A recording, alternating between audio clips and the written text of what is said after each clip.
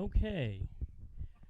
Well, uh, being first at anything requires a little bit of pain. So we've managed to get everything on, and Mr. Levine is with us, and he's going to go into more detail about what we talked about this afternoon, and we will repeat some of that information as well. So we're going to now bring in our panel. Our guest is Councilman Mark Levine, and our engineer Doug Frazier is here. Say hello, gentlemen. You can say hi. It's wonderful to see you and Doug. Thank you so much for having me back on the show. Right, and thanks to your son, who's grown a little bit since the last time I saw him. He was a cute little baby before. Well, now he's 20 years old, and he saved the day with these very advanced headphones. Well, he's got he's sporting a good mustache too, which of course, as you can see, Yeah. I approve of. So all right. So let's begin and go back to what we were talking about before, which is let's start at the top. I've had so many questions about this since we're all supposed to be doing so well. We've hit the apex. The hospitalizations are dropping rapidly. Deaths have continued to go on because those were from people who went into the hospital some weeks ago. But why are we being asked to wear a mask everywhere we go in public at this point? And I know this is a little repetitive from earlier today, but I think it bears repeating. Go ahead, Mark. Well, it's such an important point. I'm happy to talk further about it.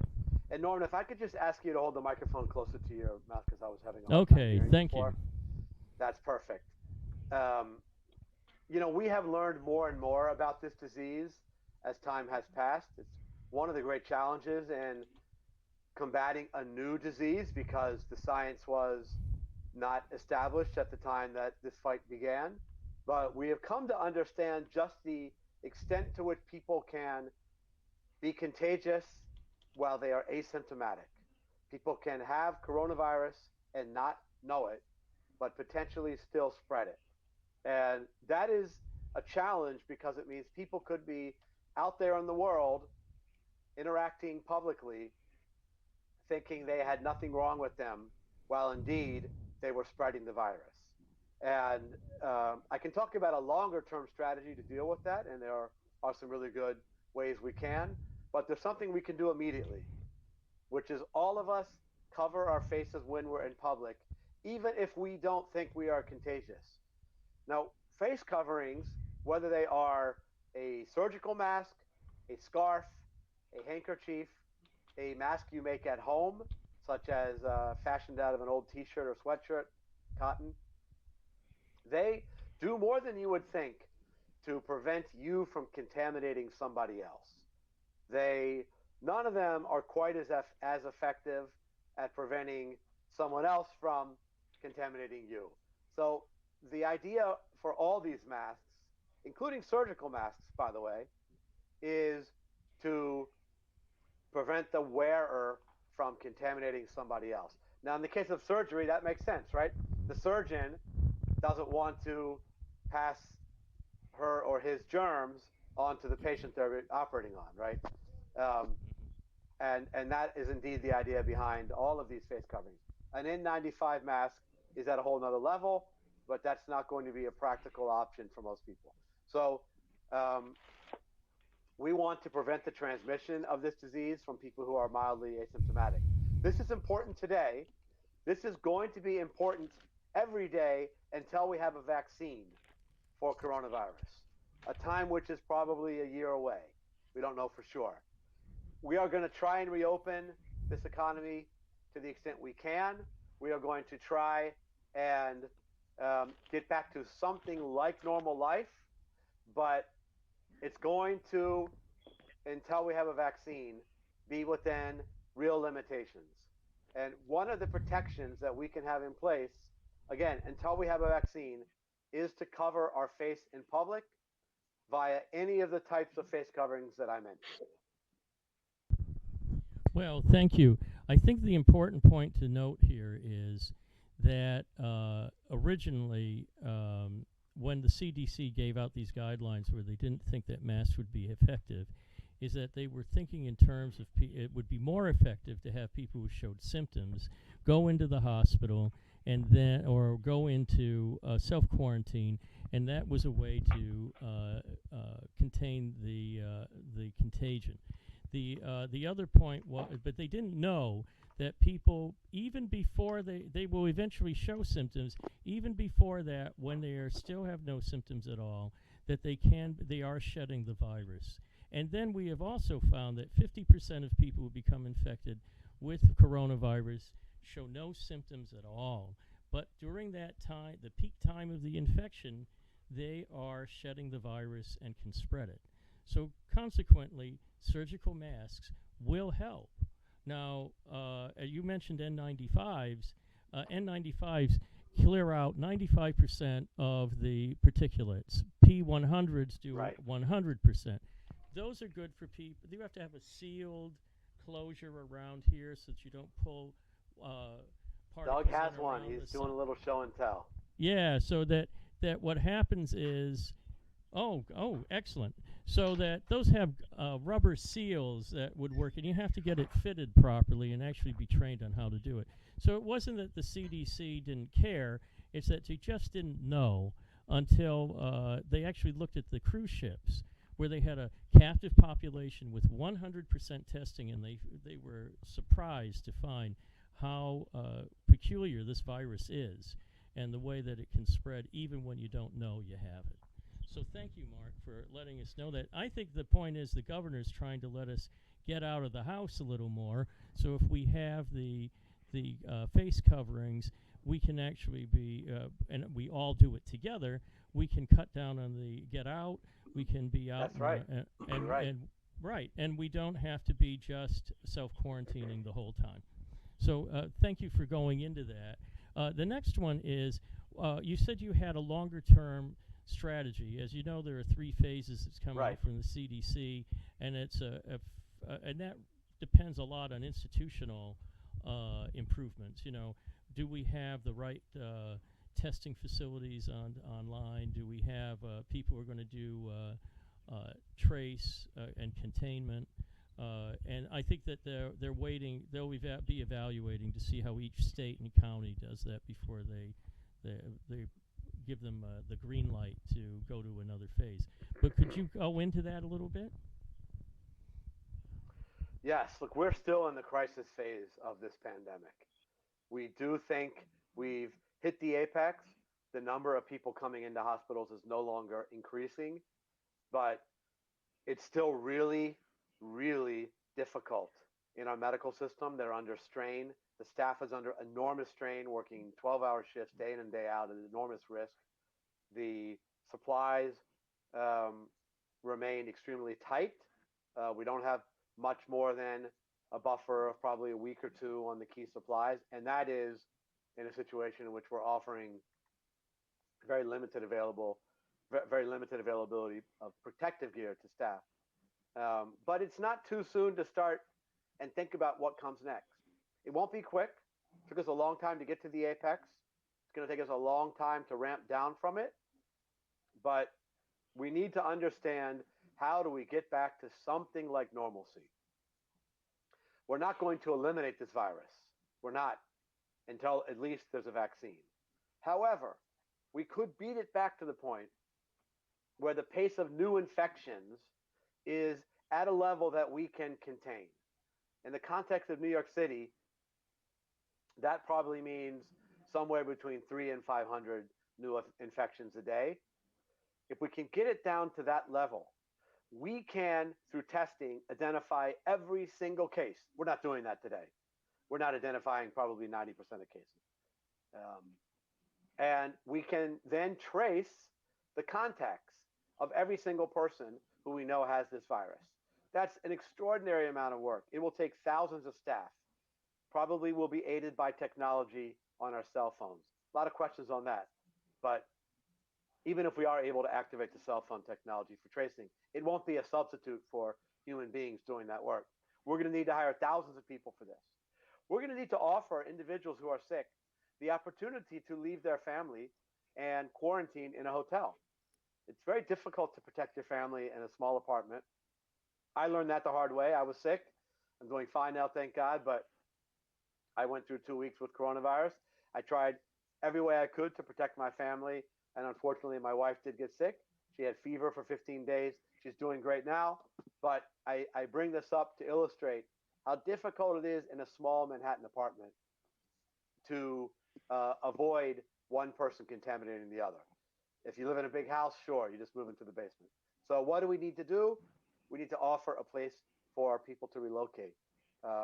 That means that it could be a hotel that they can stay in until they're no longer contagious. These are the core components of a containment strategy: mass testing, large-scale contact tracing, and the option for people to be apart from their families if they want it, to protect them. If we can do that, then we can begin to restart our economy. The rest of us will have some confidence that we can go back into public, back into the workplace, and it won't be exactly like normal life before the pandemic, but it'll be a lot closer than what we have today. But we can only do that if we have mass testing and the tracing and the quarantining. There's a big problem on the testing front. There is a shortage of the components for testing, not just in New York. This is a global shortage. Just like we had a global shortage of ventilators and masks and gowns and all the other protective gear, there's some people have called it a world war for supplies. There's a scramble to get the swabs, the I can name the components if you want, but the viral transport media, the reagents, all of what you need to produce testing. We're running out in New York City. We're only doing about 10,000 tests a day. I say only because we should be doing 10 or 20 times that for the next stage of containment that I just described. At that level, we have no more than a few days buffer on supplies. We're almost out of swabs. Now you might say, wait a minute, I have Q-tips at home. Can't you use that? No. This is a highly specialized medical device, has to be approved by the FDA. It's not cotton. It's not like what you buy it at the pharmacy. And as our bad luck would have it, the most prominent producer globally of the swabs is Italy, which is kind of a little bit preoccupied by its own problems.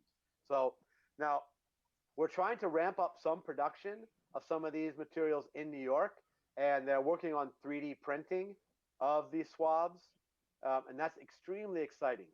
And it probably can help meet our need today, but not at the 100,000 or 200,000 tests a day that we're going for. So this is a very ambitious plan, but when we do it with federal help, we're going to be a much safer city. Well, it's for several points to clarify this, to give people hope. Excuse me. So, firstly, we do containment and tracing for a wide variety of public health disease, publicly transmitted diseases in the United States now. But we're used to that. The most common was venereal diseases, sexually transmitted diseases, HIV. We are fairly good at doing that. So this can be done. The types of the scale and the types of tests, of course, they're all new tests because it's a new type of virus. There'll be some supply issues before it can ramp up, and also you're going to have some personnel issues to do the tracing. The second is, yes, you're going to have some issues on things as simple and as mundane as swabs, but I am certain that the United States can ramp up that kind of production. It's just that we've come a long way in 6 weeks to 2 months in being able to do that. And then lastly, the types of we have about 1 million. We have capacity in the major laboratories to do about 1 million additional tests per day because the new simple tests, the 5-minute test that's done on site by Abbott Laboratories. Those types of things have taken up a bunch of the slack, so it's freed up laboratory space. But again, you're back to reagents and the components that the technicians will use in the machines that you have there, and that is you simply can't say that that's not an unimportant issue. But I'm certain that they are working on it. So I do think that it's just a matter of time before they get that. And there's also a very promising test, which is a saliva test, which is probably the easiest one of all to administer, and also gives a very fast on-site result. So once they get these things implemented, they will be able to ramp up the testing. The problem we have in New York, which, as you pointed out, is that we're very unusual compared to the rest of the United States. And I try to remind my wife, Audrey, of that all the time. Most parts of the country are not so tightly packed together, and we are not using subways in LA. We have a few, but it's not really that significant, not like it is here. So you're not confined in close quarters the way you are in New York City. Most parts of the country, like Los Angeles, for example, you're in your 3,000-pound metal capsule as you're flying down the highway, most of the time with only your immediate family around you.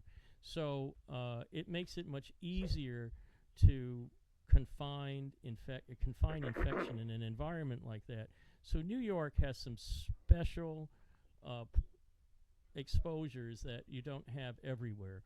So I would say if we can, it's going to be harder for us. It's going to take more time for us. And so we're going to have to be a little patient and put up with wearing some cloth masks where we can use some old-fashioned techniques just to keep the contagion from spreading to people we don't want to give it to. Which leads me to my next point, which is, or I call it the canary in the bird cage in the coal mine testing, which is they're going to be concentrating on distinct monitoring or extensive monitoring in areas where we have at-risk populations who tend to be the locus of the breakout. So nursing homes, hospitals, indigenous populations, which is not too much of an issue here in New York City, but also people who are in low-income areas. So there'll be a lot of monitoring and extensive testing in there and repeated testing, so they're continually looking to see if something is starting. Have you talked to anyone about that yet? That is part of the CDC guideline.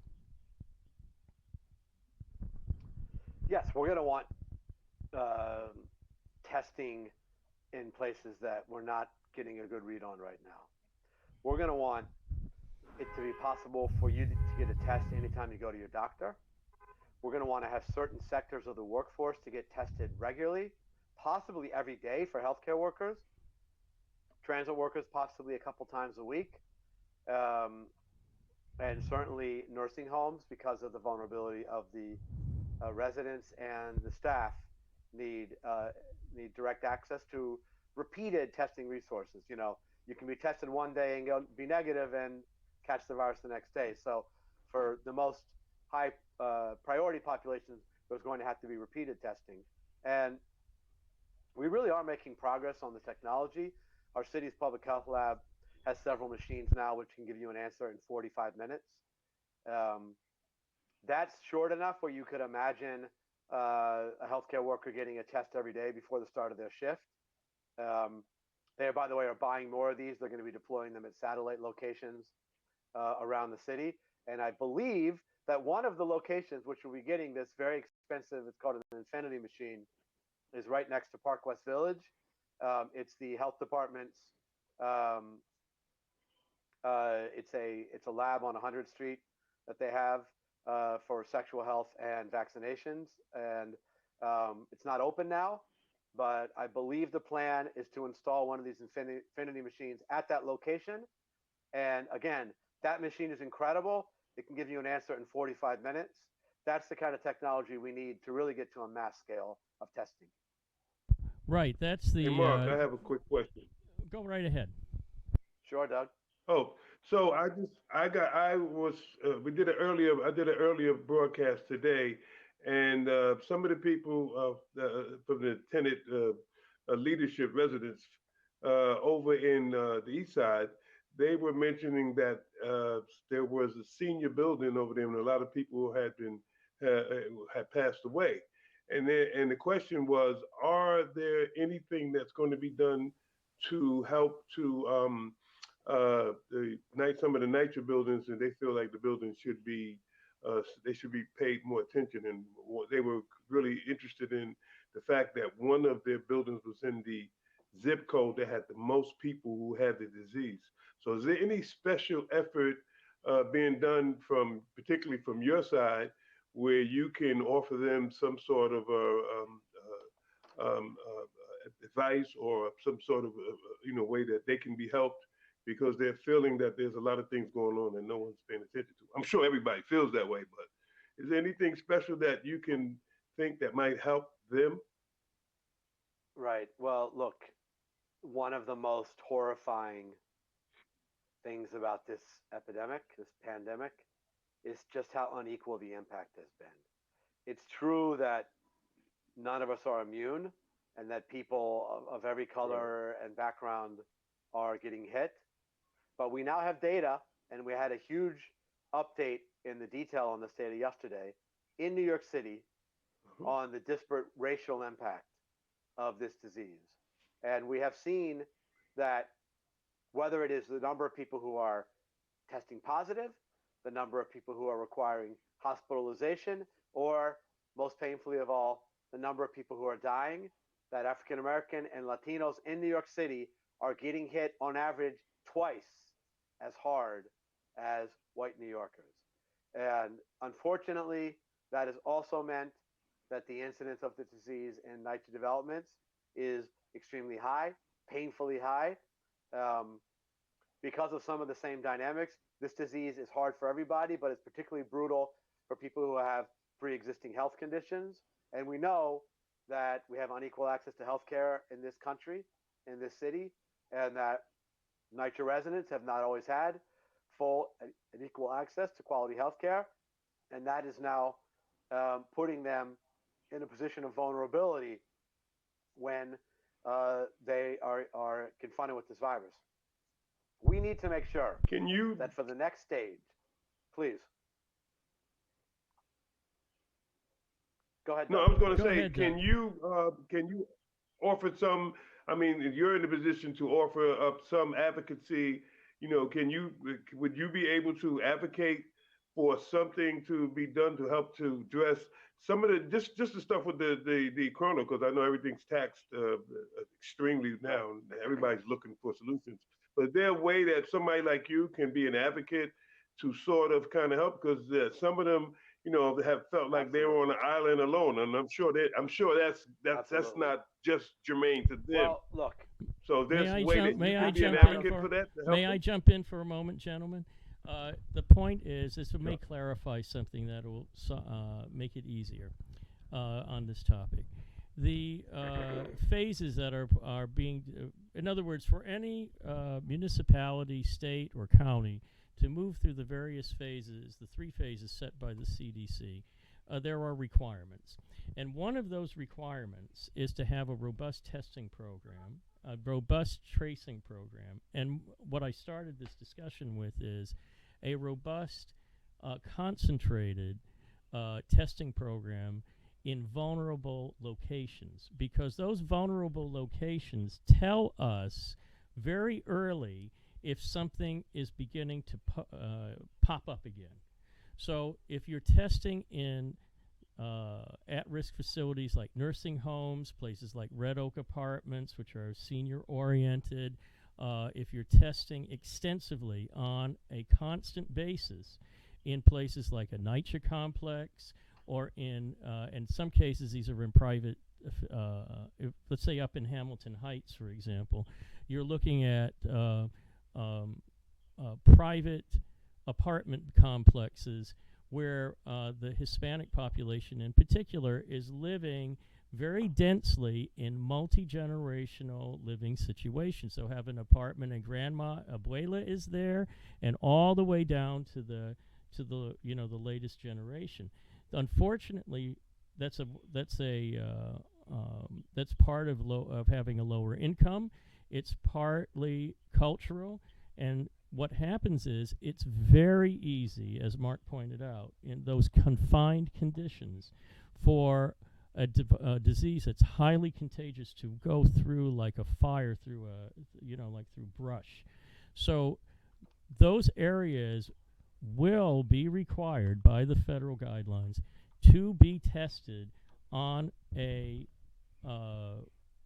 how can I put it, on a prophylactic basis. They're not going to wait until somebody comes in. They're going to be going there and testing routinely. What I would want to hear is, will the people in NYCHA, will the people in the nursing homes, will the people in the lower income areas, which we know have been hit hard, we need to have people advocating to them to cooperate with that testing. I know some people are going out there and trying to make it sound as if the government is attempting to spy on them, but this is not the case, and it's necessary. All right. So yes, they're all trying to find out where we're moving, so that we can report us to somebody. I don't know, but that's, I think, important, where someone like Mark could be a big help, because the city and the state are going to have to do that. But I think they need a familiar leadership that's trusted to explain to people, Right. Please cooperate with the testing. If you are ill, don't hide from the health department. They will help you. Don't wait until you're collapsing in the street to go and get the assistance. So you see this routinely, because, how can I say this? People who are from these very communities often feel that they're going to get into trouble, maybe because of immigration issues or many other issues, and they tend to shy away from getting the help that they need. And we need to let them know that we're there to help them. All right, go ahead, Mark. No, I was going to say, I think the most important part, I think, Mark, would be the senior buildings, because they're buildings where they have mostly senior citizens. And I think that's the place where people are the most concerned, is the seniors. Because, the younger people, they got good immunity, and they're pretty much social media. They can follow the instructions. But the senior buildings, I would say, are probably the ones where people have the most concern. Look, we have not had equal access to testing so far. It has been that people who are wealthy and connected and famous have found ways to get tests at a time when most of the rest of the population could not.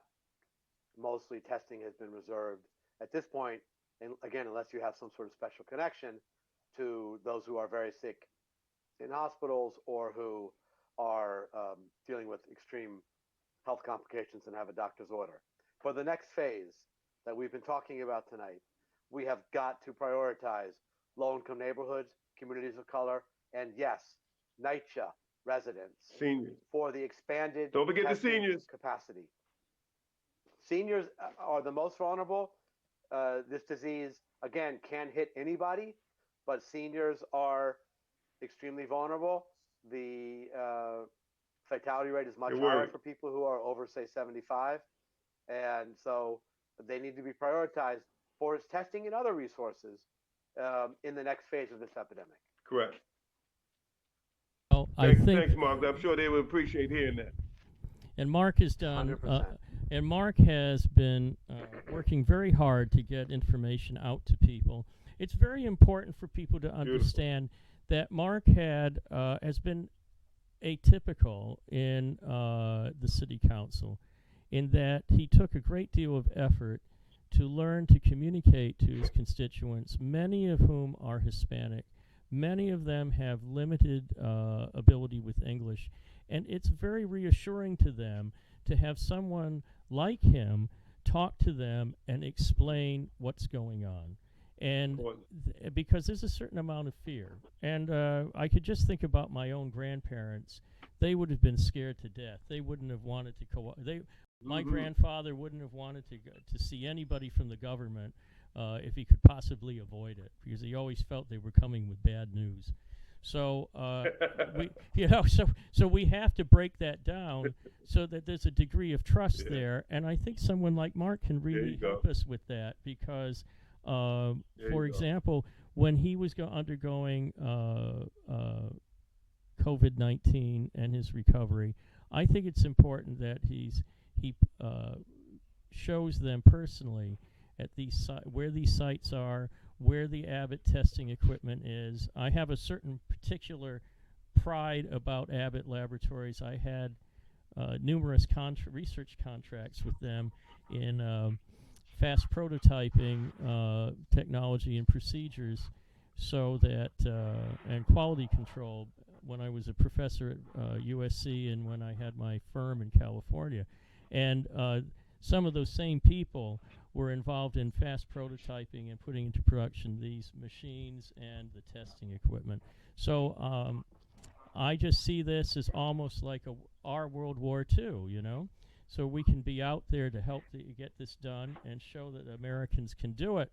And we have a terrific country with wonderful organizations and laboratories, and I think we are coming around and doing it. I think this has been terrific, and Mark's exactly the kind of leader that we need to make sure that these people in these at-risk communities know that we're there to help him, and the whole country is in this together.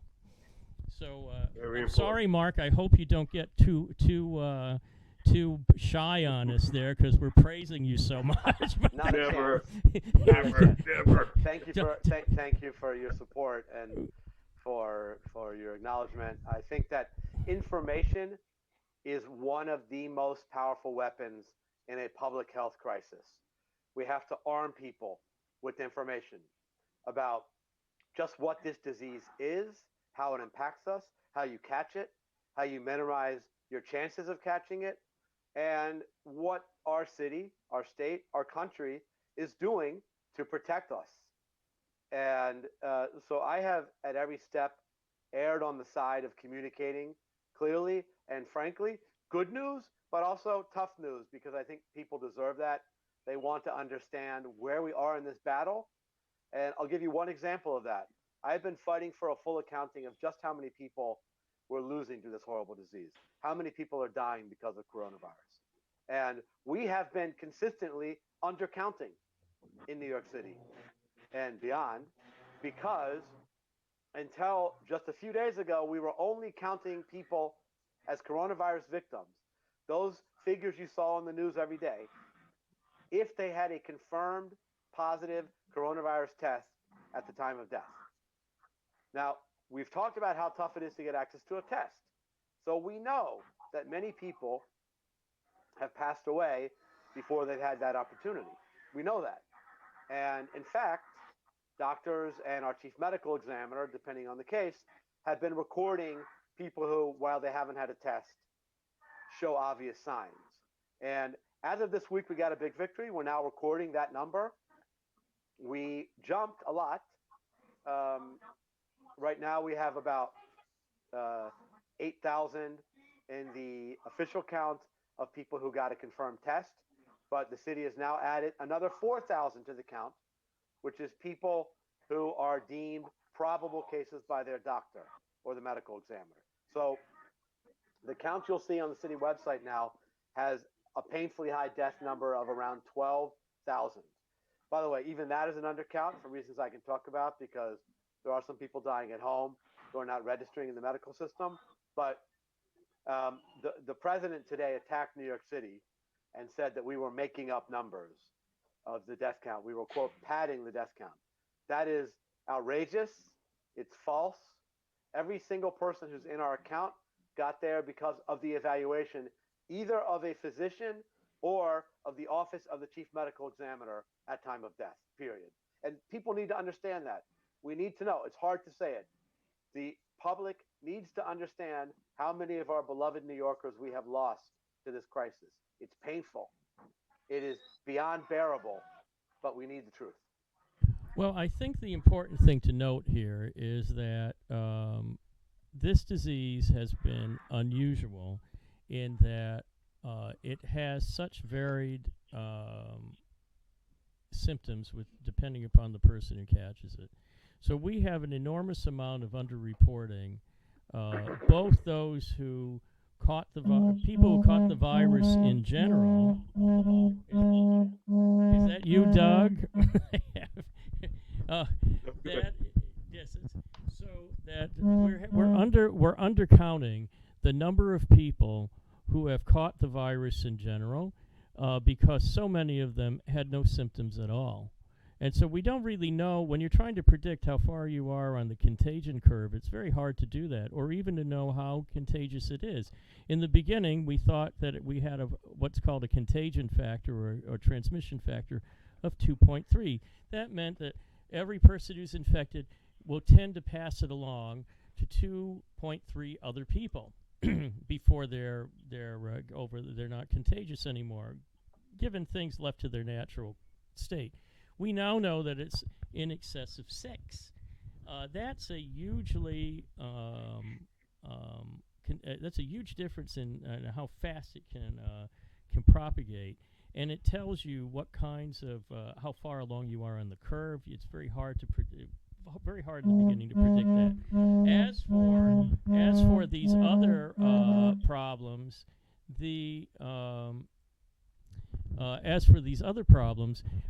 yes, you're going to get underreporting, always get underreporting in death counts for the flu because of these very factors.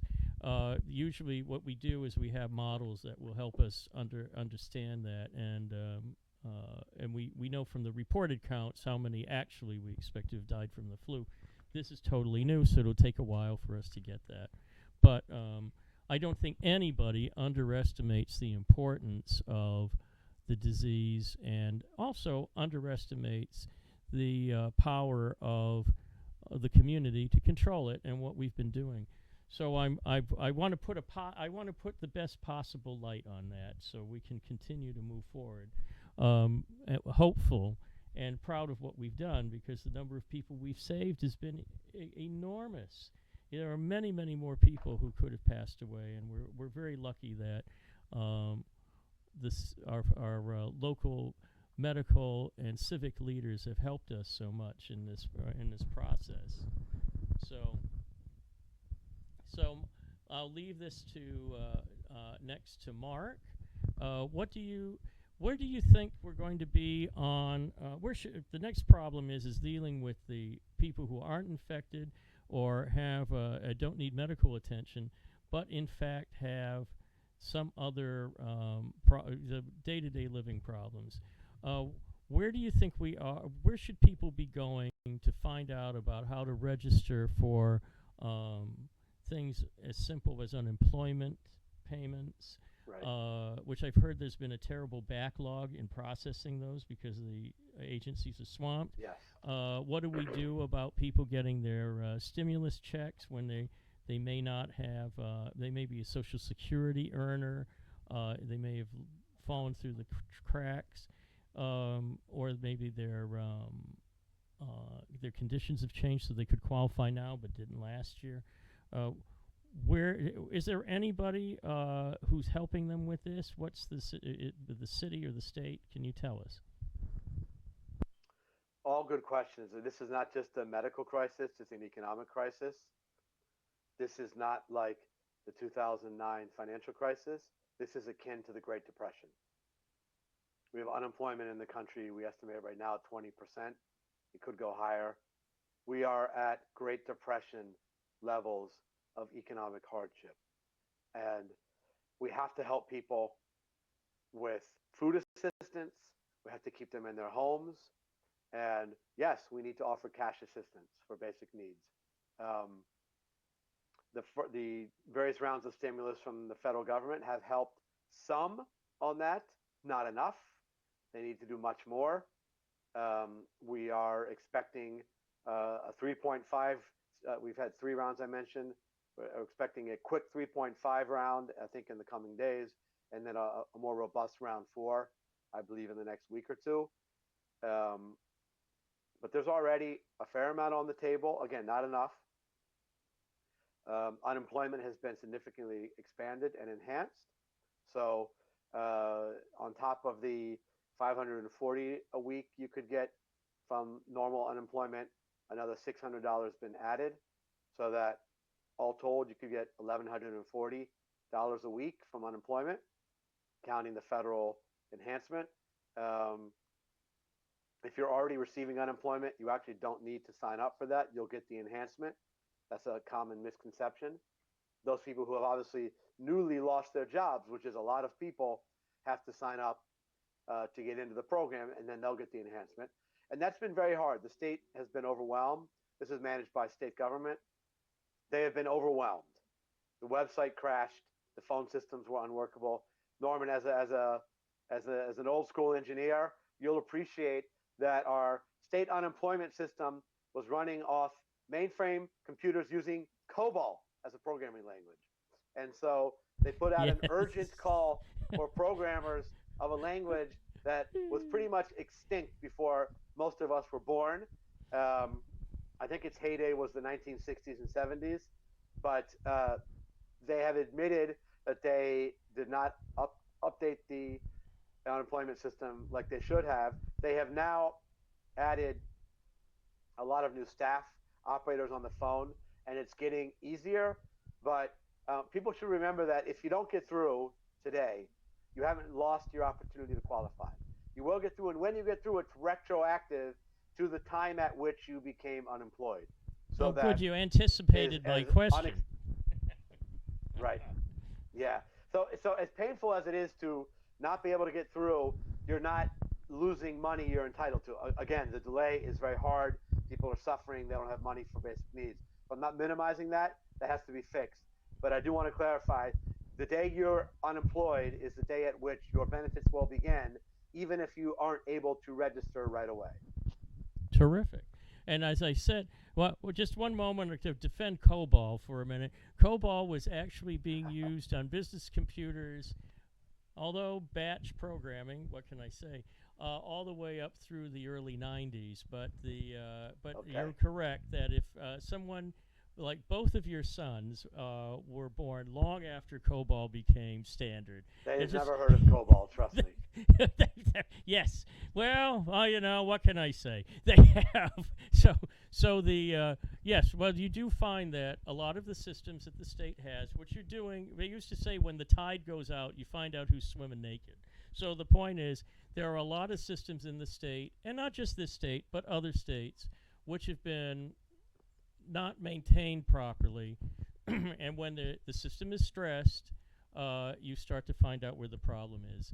And a lot of this is the federal government can only do so much. The federal government's been exceedingly generous, but the Right. Distribution is the problem, because you want to get to them as fast as absolutely possible, and people can't wait.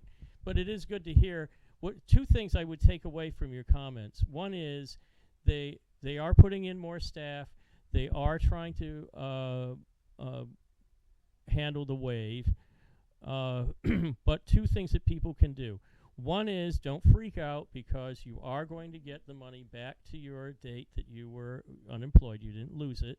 Number two, however, those of you who already are on unemployment, please don't take up the time of the people at the staff or in the computer system, because you are automatically going to get this increase in benefit. So leave the space for those who need to get registered, and we can nurse this little old creaky computer system along just a little longer.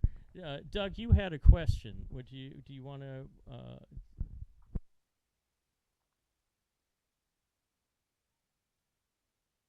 I lost audio on Doug. Can you hear him?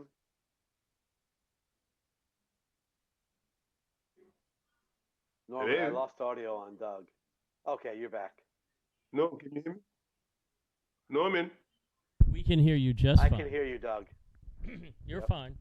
Okay, so my question is, I want to say thanks, Mark, for actually taking the time to do this, and also, given the fact that you've gone through it yourself, so that's a pretty good baseline for people to understand where you're coming from. But my question, moreover, is: are there any stimulus actions or initiatives that are going to be taken up by the council, or are you thinking about initiating some things at the council? And secondly, what are some of the things that the council could do with regard to stimulus? Well, this is an economic crisis for regular people in New York, for small businesses, for all businesses in New York. It's also a fiscal shock for city government and state government. We have multi-billion-dollar budget deficits that have been blown into our finances. We are projecting in New York City a $2 billion shortfall in the fiscal year that ends June 30th, and a $6 billion shortfall in the fiscal year that begins in July. So the mayor has proposed in his executive budget, and we're going to be initiating hearings on that in the council, a reduction of $6 billion in the scale of the budget. That is going to mean some painful cuts. So we are going to do everything we can to preserve safety net services in the city, whether it's food assistance, housing assistance, obviously anything related to health. But we're going to need help from the federal government. That's just the only way. Yeah, and so we are expecting and hoping that in the round 4 federal stimulus package, which Congress is currently working on, that there's going to be billions of assistance, not just for regular people and businesses, but for local governments, New York City government, New York State government. The state government deficit, by the way, is as much as 10 or 15 billion. So we can't borrow money the way the feds can. We need the federal government to inject cash relief, not just to the people and the businesses of the city, but to city government. Well, the reason why I asked is because one of the programs that they cut out was going to be the program for the summer youth program. And I was a little concerned about that because you're going to have a bunch of kids like your kid, like your son and my grandkids who are going to be walking around here with no money or nothing to do this summer. So I was just, that's why I was concerned about that there should be, hopefully there'll be some sort of stimulus. It's a major concern. Yeah, major Well, concern. of course, they have to write the budget, gentlemen, to reflect what they have right now. I'm certain that if we can get speedy passage of some of these relief bills for state and local governments, and there seems to be a pretty uniform. I've seen that Congress has been pretty uniform in their willingness to spend money on this, and they've been quite generous so far. And I don't expect there'll be a problem. There may be an issue on some of these. There may be an issue on some of these programs that. I mean, there's always a little bit that you have to people work on together. They're going to have to negotiate things out. But I think from the people I know, down south, as I call it, they're very there's pretty uniform consensus that they don't want to see states and local governments being bankrupted by the process, because again that has immediate economic impact, because those are state employees, those are state services, those are other costs that would be significant, and they're trying to avoid a serious recession or depression as much as they can. So, but we need Mark to sit there and keep reminding them that, hey, we need money here. Don't ignore us. Just because we cut our budget for this summer doesn't mean we wouldn't like to get it back again. So. Right. And I do apologize. I'm going to have to hop off in a couple minutes. I'm so sorry. My schedule is just relentless. Oh, that's perfectly all right, because we started a little late, but we're ending a little late. And if we get 5 minutes more, we're happy clams. So yeah, you got it. Now, I want to tread into an area that immediately starts to come to mind. What have we learned by this? And you touched on it with the COBOL system collapsing, but what have we learned by this about the state of readiness of our healthcare system, our emergency preparedness in the city of New York and the state of New York? there are specific issues, specific choices that were made by the current mayor and the current governor, which I think we need to start asking why these things were, why these choices were made.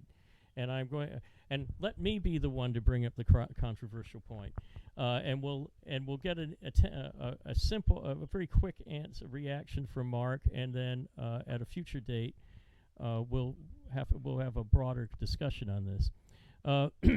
Mayor Bloomberg, to his credit, bought, I believe, 400 ventilators in 2008 because he was advised to do so by the health department in the event that we had a flu pandemic. He also bought an enormous number of appropriate masks, PPEs, gloves, etc., to stockpile for such an event. By the time 2016 rolled around, the current mayor observed that the ventilators were no longer being manufactured, and so the parts and supplies to support them would make them too expensive to operate, and so he auctioned them off.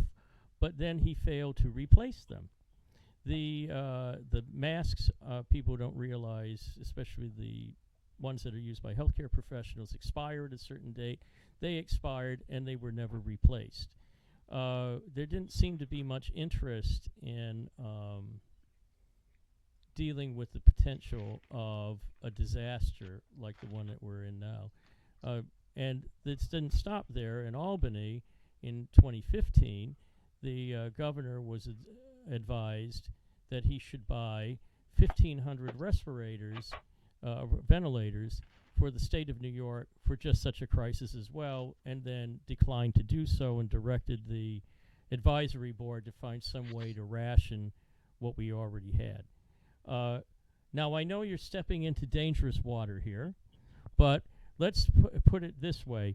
What can we do so we don't have that kind of situation again? Because if we had those 1,900 ventilators, we wouldn't have needed anything from the federal government in terms of ventilators.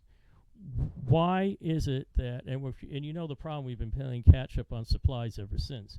So what can we do to make sure there's some kind of a report or an organizational change so that we're not faced with this kind of a mess again in the future?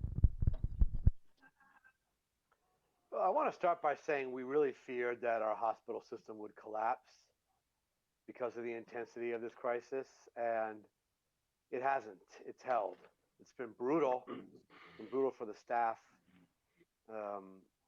It has stretched and strained every element of our healthcare system, in some cases within an inch of breaking. But because of heroic work by healthcare workers, because of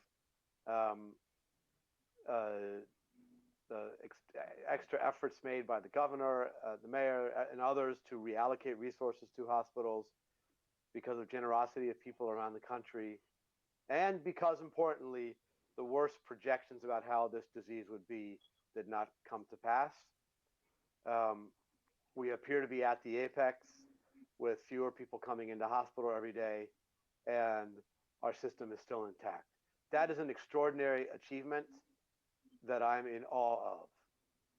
But much like after 9/11, when in retrospect we reviewed everything about our preparedness for national security concerns, we're going to need that kind of reckoning on questions of healthcare, of preparedness for pandemics, and certainly about the question of healthcare equity for low-income people and people of color. And in retrospect, yes, we should have had more stockpiled at all levels, city, state, and national.